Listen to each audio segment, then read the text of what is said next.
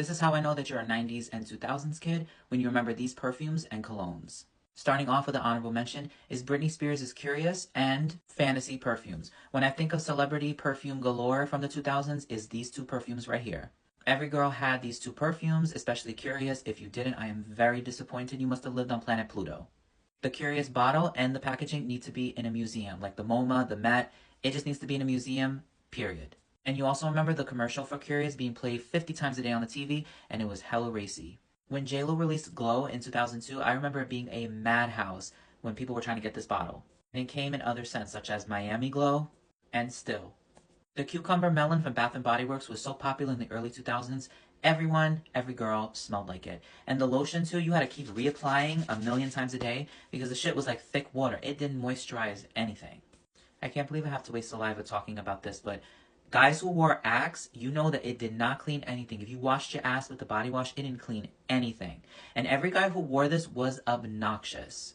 I'm so glad that this is not really a thing anymore and is fallen off. Same with this shit right here. Every guy wore Abercrombie & Fitch's Fierce colognes because they really wanted to smell like the store.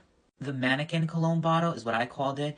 A lot of men had this. And the women had this perfume bottle, and it came in a tin can. The Curve perfumes had a very fruit and citrus smell, and just like the mannequin bottles, came in a tin can as well. The 2000s was just known for having perfumes in tin cans. If you wore the Juicy Couture tracksuit, then you definitely bought Viva La Juicy.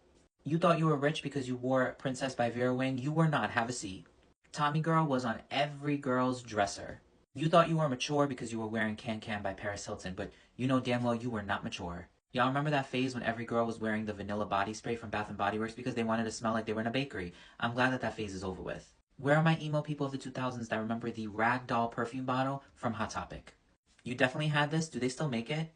You walked into someone's crib back then, they most definitely had a Glade plug-in and the scent was apple cinnamon. The commercial jingle is one of the most annoyingest jingles of that era. Plug it in, fresh in 60 days. They also had these sitting on top of their toilet. And closing it out, honorable mention, y'all remember Victoria's Secret's Garden body spray line? You most definitely got Love Spell. You had all three of these in your house. You could smell the photo just by looking at it, and you're getting a headache right now because it was so strong.